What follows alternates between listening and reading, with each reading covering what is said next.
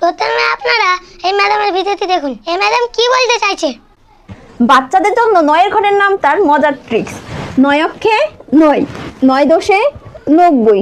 এই মাঝের সবগুলো যদি ভুলে যাই তাহলে আমরা কি করব?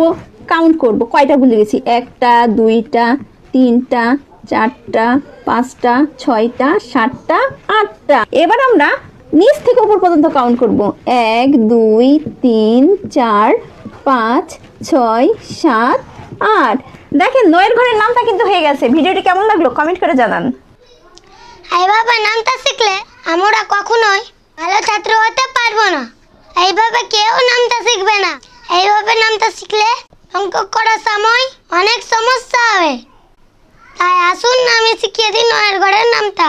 9 একে 9, 9 2 18, 9 3 27, 9 4 36, 9 5 45, 9 6 54, 9 7 63, 9 8 72, 9 9 81, 9 10 90। এইভাবে নামটা শিখতে হবে, তাহলে অঙ্ক করতে সমস্যা হবে না। ধন্যবাদ সকলকে।